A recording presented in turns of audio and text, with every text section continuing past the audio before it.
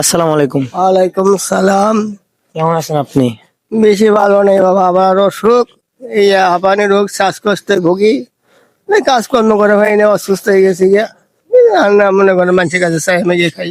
বাসা কোথায় আপনার? বাসা শেরপুর। শেরপুর। আপনার সন্তান বা পরিবারে কেউ নাই? আছে, একটা সন্তান আছে, তারা শ্বশুর বাড়ি থাকে। দেখাশোনা করে না? না, আপনি কি দুপুরে খাওয়া দাওয়া করছেন? না দুপুরে খাওয়া দাওয়া করি নাই। সকালে একটা রুটি, একটা ডিম খাইছিলাম, এই খাওয়াই আছে। আজকে যে আমাদের প্রিয় নবী হযরত মুহাম্মদ সাল্লাল্লাহু আলাইহি সাল্লামের মৃত্যুবার্ষিকী এবং জন্মদিন, এটা কি জানেন? জি জানি, জানি। এটা রবিউল মাস। এই যে এই মাসে আমাদের নবী জন্মিছে। আচ্ছা। তো আমাদের প্রিয় নবী হযরত মুহাম্মদ সাল্লাল্লাহু আলাইহি সাল্লামের মৃত্যুবার্ষিকী এবং জন্মদিন উপলক্ষে অনেকে অনেক আয়োজন করে, আমরা একটা ছোট্ট আয়োজন করছি। তো সৌদি প্রবাসী হাইম ভাই গরিবের কথা পেজ থেকে পাঠাইছে আপনার জন্য। এই আলহামদুলিল্লাহ, তার জন্য আপনি দোয়া করবেন। হ্যাঁ, ইনশাল্লাহ। তাকে আল্লাহ নেকামল নসিব করো, আল্লাহ তাদের বালা মুসিবত দূর করো, মুশকিল জানাশন করে হাত দাঁড় করো। দাদা দাদি, নানা নানি, ভাই বেরাদা, আত্মীয় স্বজন, মাই মুরব্বি যারা অন্ধকার কবরে শাহিদ হয়ে আছে, তাদের গুনাহ মাফ। ঠিক আছে, ধন্যবাদ। আসসালামু আলাইকুম। ওয়ালাইকুম সালাম। কেমন আছেন আপনি? বেশি ভালো নেই বাবা, আমার অসুখ, এই হাঁপানি রোগ, শ্বাসকষ্টে ভুগি। এই কাজকর্ম করে হয়নি, অসুস্থ হয়ে গেছি গিয়া।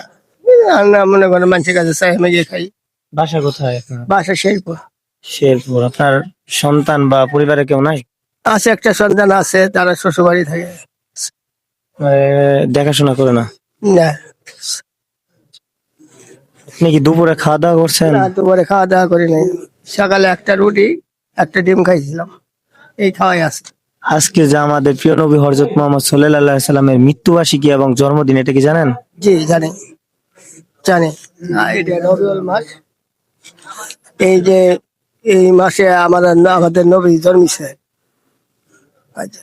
তো আমাদের প্রিয় নবী হযরত মুহাম্মদ সাল্লাল্লাহু আলাইহি সাল্লামের মৃত্যুবার্ষিকী এবং জন্মদিন উপলক্ষে অনেকে অনেক আয়োজন করে, আমরা একটা ছোট্ট আয়োজন করছি।